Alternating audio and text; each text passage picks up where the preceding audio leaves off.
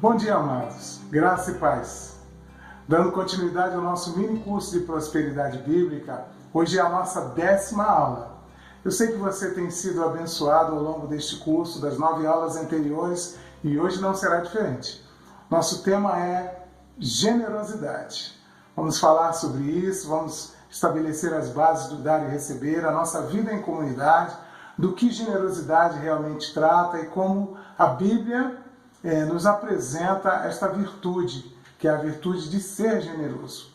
Eu quero abrir esta aula com 3 versículos muito conhecidos nossos. O primeiro está em 1 Coríntios 13, versículo 3. Está escrito o seguinte: ainda que eu distribua todos os meus bens entre os pobres e ainda que eu entregue o meu próprio corpo para ser queimado, se não tiver amor, nada disso me aproveitará. Um outro clássico e muito conhecido de todos nós está em João capítulo 3, versículo 16, que diz que Deus amou o mundo de tal maneira que deu seu Filho unigênito para todo aquele que nele crê, não pereça, mas tenha vida eterna. E os últimos estão em João capítulo 15, versículos 12 e 13, onde Jesus, falando aos seus discípulos, diz: o meu mandamento é este, ame-se uns aos outros como eu os amei. Ninguém tem amor maior do que aquele que dá a sua própria vida pelos seus amigos. Generosidade é exatamente isso. O dar-se, o doar-se, o entregar-se inteiramente a favor de outra pessoa. O dicionário de língua portuguesa diz que generosidade é a virtude que uma pessoa tem quando acrescenta algo ao próximo. E isso se aplica também quando a pessoa dá algo para alguém e tem o suficiente para dividir, ou mesmo quando não tem esse suficiente para dividir. Isso não se limita apenas a bens materiais. Isso envolve toda a nossa vida. Generosidade não tem muito a ver com dinheiro ou valores. É uma atitude interior. O seu amor levado ao extremo. O famoso cantor Ron Kenoly, cantor e pastor evangélico, tem uma gravação que é muito cantada nos momentos de ofertório nas igrejas, que é Dê ao Senhor. E uma célebre gravação ao vivo, ele quando vai começar essa música, ele diz uma frase, e essa frase é muito importante, explica bastante o que generosidade tem a ver. Ele diz o seguinte, que uma das melhores maneiras que alguém tem para provar que ama o Senhor é através da doação. E quando nós falamos em igreja, quando nós falamos em comunidade eclesiástica, quando nós falamos em vida, em irmandade, em conviver com os irmãos, em vida comunitária, essa é uma parte muito importante, que é a parte do voluntariado, da entrega voluntária, daquilo que você faz por amor, não por obrigação, daquilo que você faz porque você quer agradar ao Senhor. E quando você está disposto a fazer isto para agradar ao Senhor, não importa o que você faça, não importa aquilo que vai te custar, você fará. Não importa a quem, você fará. Porque tudo aquilo que você fizer na sua mente, na mente daquele que é espiritual, porque todos esses valores, todos esses propósitos que o Senhor deixou na sua palavra para a prosperidade, diz respeito a pessoas espirituais.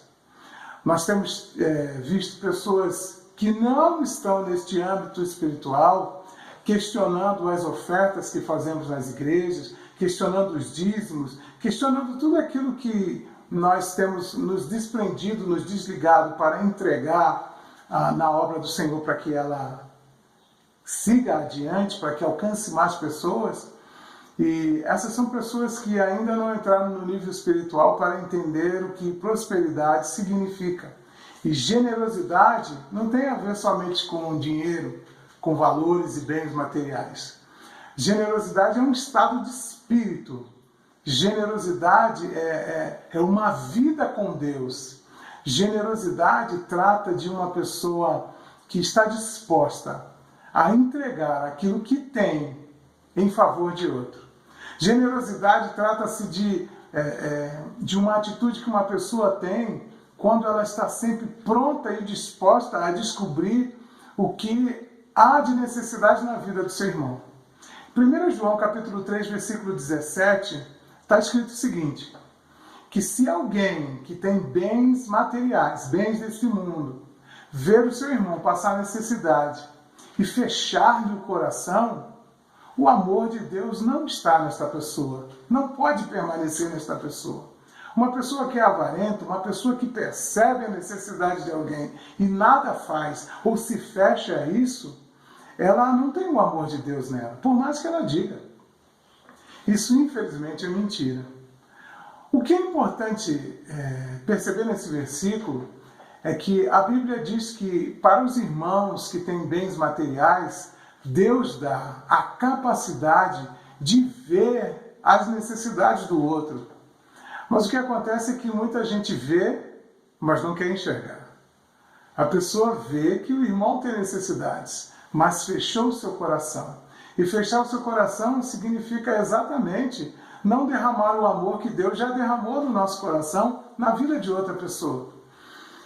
Muitos são aqueles que estão dentro das igrejas e que, infelizmente, ainda não aprenderam com a igreja do início da cristandade, aquela igreja que está citada lá no livro de Atos, no capítulo 2 e no capítulo 4, não aprenderam a ter as coisas em comum, não aprenderam a ofertar na vida das pessoas que têm necessidade verdadeiramente e que o Senhor os faz enxergar. Em Marcos capítulo 12, versículo 41 e 44, narra o célebre acontecimento daquela viúva que entregou as moedinhas no gasofilácio. Vamos ler esse texto. Marcos capítulo 12, versículos 41 ao 44.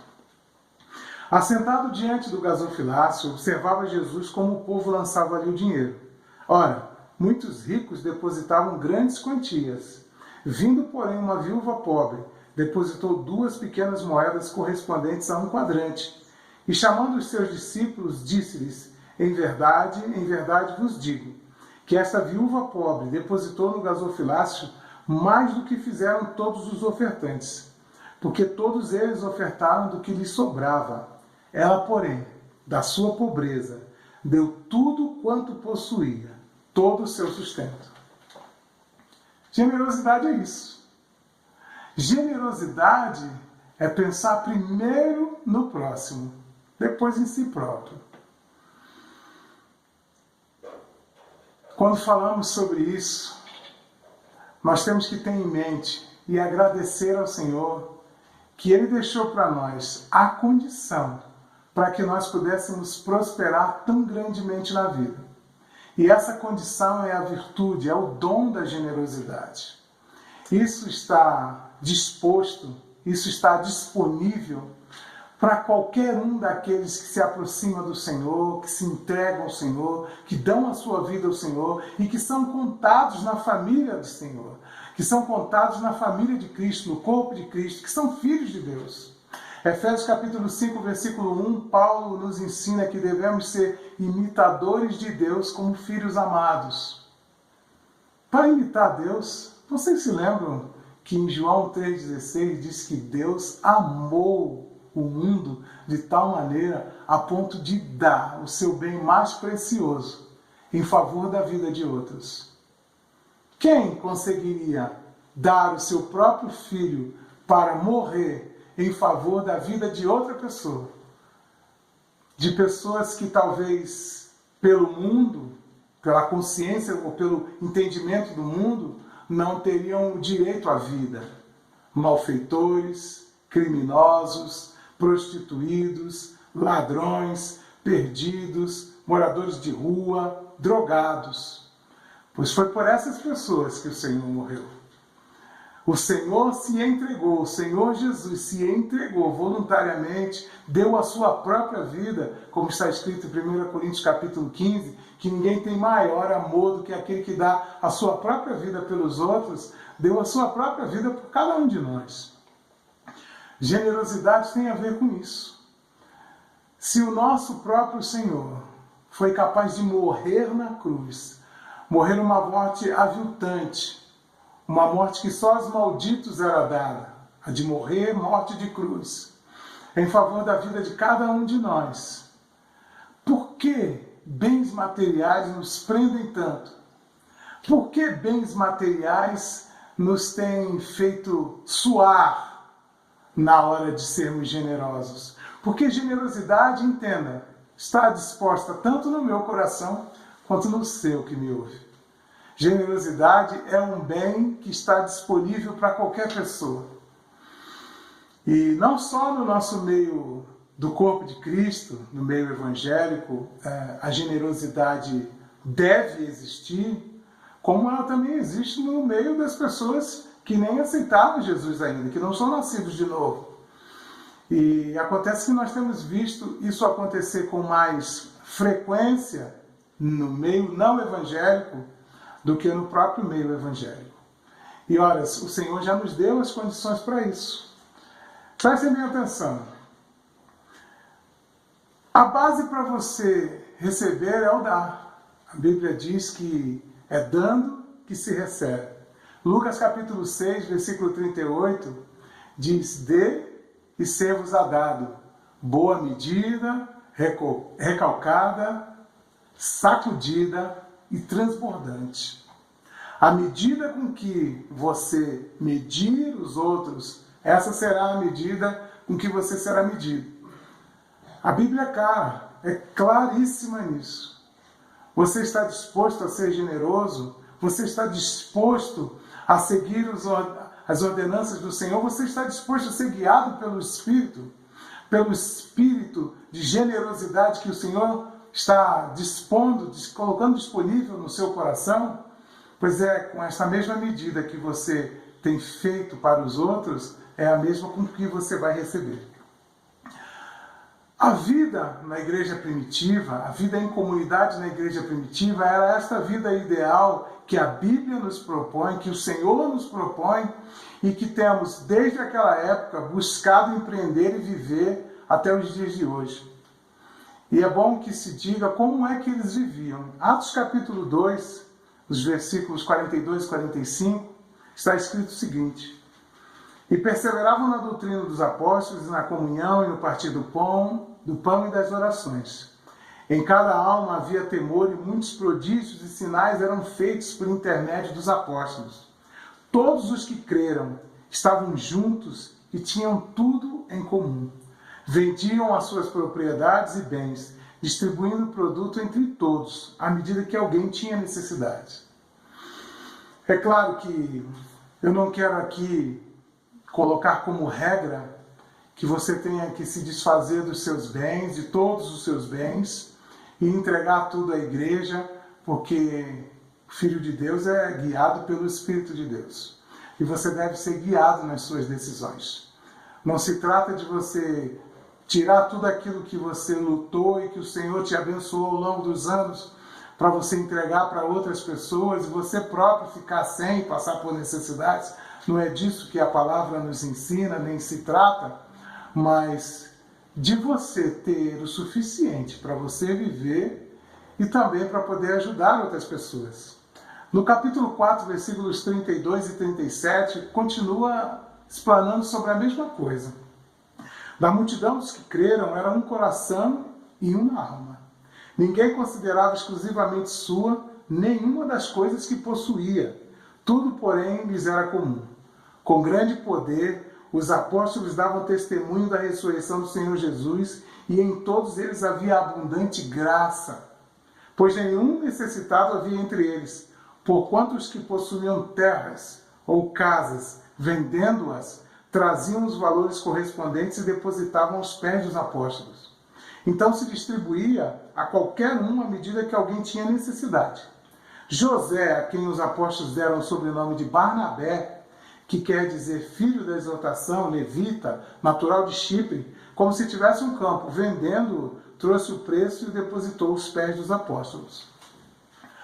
Nós temos ouvido muitas pessoas falarem que gostariam de ver os sinais, prodígios e maravilhas que aconteciam na igreja primitiva, na igreja que está sendo explanada no livro de Atos. E aqui explica que, por que motivo, sinais, prodígios e maravilhas aconteciam no meio deles. No capítulo 2 diz que eles perseveravam na doutrina dos apóstolos, na comunhão, no partir do pão e nas orações. Cada alma havia temor, e muitos prodígios e sinais eram feitos por intermédio dos apóstolos. E todos que creram estavam juntos e tinham tudo em comum. Trata-se de união, trata-se de desprendimento, trata-se de abnegação, trata-se de entrega, trata-se de um amor extremo e intenso pelo ser humano, pelo próximo. Aquilo que move o espírito da excelência a fazer grandes coisas no nosso meio. O egoísmo não nos leva a crescer espiritualmente. O egoísmo não nos leva a ver as grandes maravilhas que o Senhor tem preparado para nós. As nossas ofertas devem chegar ao Senhor como um cheiro suave. Atos capítulo 10, versículo 4, diz que o anjo chegou até Cesareia e procurou Cornélio e disse: as tuas orações e as tuas esmolas subiram para a memória diante de Deus. Ora, esse cheiro agradável das tuas ofertas, da oferta de cada um de nós, não são só as orações feitas em fé, as orações de entrega, as orações de petição ou de intercessão pelo próximo, mas também a nossa entrega generosa de tudo aquilo que podemos, do nosso tempo, da nossa própria vida, dos nossos próprios interesses, do nosso dinheiro, dos nossos bens, de todas as coisas que o Senhor tem nos abençoado. As bênçãos que o Senhor tem colocado em nossas mãos não se tratam única e exclusivamente do nosso bem viver. 1 Coríntios capítulo 3 diz que cada dom nos é dado para um fim proveitoso, para aquilo que é útil. Ora, o dom da generosidade está em nós, está disponível para nós, para aquilo que é útil, para levantar as pessoas, para mostrar às pessoas que existe um Deus que as ama, para mostrar às pessoas que Deus ouve a oração de cada um de nós, ouve a oração daquele que nem a Deus conhece, mas que quer conhecê-lo. E nós podemos ser a resposta de oração para muitas dessas pessoas. Nós podemos, em um certo momento na nossa vida, estarmos trabalhando, estarmos em casa fazendo os nossos próprios afazeres e o Espírito falar tão fortemente ao nosso coração. Vira aquela impressão forte, porque aquele que é filho de Deus, nós já falamos, é guiado pelo Espírito de Deus. E aquela forte inspiração nos mostrar a necessidade de uma pessoa. Olha, é óbvio que tapinhas nas costas não resolve os problemas das pessoas. Ora, é óbvio que aquele que tem verdadeiramente interesse por fazer, ele vai conseguir ver a necessidade que existe. Para muitas pessoas é muito difícil ter que dizer para alguém: eu tenho necessidade verdadeiramente disso, está me faltando isso ou está me faltando aquilo. Nós temos sido ensinados a falar com o Pai. Falamos com o Pai das nossas necessidades. E Ele, que é soberano, fala com quem Ele quiser. Você está disposto a ser uma resposta de oração para o seu irmão? Você está disposto a ser o instrumento de generosidade que o Senhor tem preparado para a vida de uma pessoa no dia de hoje? Você está disposto a ver acontecer todos aqueles prodígios e maravilhas, todas aquelas coisas maravilhosas, toda aquela graça disponível que havia na igreja primitiva, na igreja que está escrita no livro de Atos, acontecendo na sua própria igreja, acontecendo na sua própria vida, acontecendo na sua casa, acontecendo na sua empresa, no seu trabalho, acontecendo em qualquer momento na sua vida, em qualquer lugar. Deus nos deu uma condição para que isso aconteça. E essa condição é a virtude da generosidade. Dê e ser-vos-á dado uma boa medida recalcada. Dê a sua vida e veja quanto de vida receberá. Dê do seu tempo e veja quanto de tempo de vida você vai receber para poder dar mais tempo para as pessoas. Dê das suas bênçãos, daquilo que o Senhor tem abençoado a sua vida, e veja quanto mais de bênçãos você vai receber para que você possa distribuir ainda mais. Ora, é Deus que dá semente àquele que semeia. E se você semeia, e semeia sempre, e semeia muito, é deste muito que o Senhor vai te dar. Com a mesma medida que você tem medido aquilo que você tem feito para as pessoas, é isso que o Senhor vai ter para você, para que você continue fazendo isso. Oh, meu Deus, eu te dou graças, porque o Senhor tem disposto para cada um de nós a generosidade, a condição, o caminho, o veículo, para que nós nos entreguemos a fazer aquilo que o Senhor nos deixou para fazer. Não é pesado quando fazemos aquilo guiados pelo Teu Espírito. Não é pesado quando fazemos aquilo guiados pelas condições que o Senhor propriamente nos deu para que pudéssemos fazer. Generosidade é isso. O amor é isso. A vida em comunidade nos leva a isso. Que nós possamos, Senhor, entregar a nossa vida, entregar as nossas ofertas a Ti, através de todos os atos generosos que façamos para os nossos irmãos. E que fique assim, irmãos, esta mensagem desta aula de hoje, para ficar bem claro no seu coração. Tudo aquilo que temos ensinado no nosso curso de prosperidade bíblica, todos os propósitos, todos os requisitos, são para pessoas espirituais. Em primeiro lugar, é uma vida no Espírito que precisamos ter para entender todo o propósito do Senhor para a prosperidade na nossa vida. E toda e qualquer prosperidade que tenhamos é para que sejamos tão generosos a ponto de distribuir às pessoas, de ser a resposta de oração de cada um daqueles que confiam no Senhor ou que simplesmente não o conhecem, mas querem conhecê-lo. Sejam todos abençoados pela prática da palavra. Era isso que eu gostaria de ter dito no dia de hoje. E continue, ainda vem mais aulas pela frente. Fiquem na paz.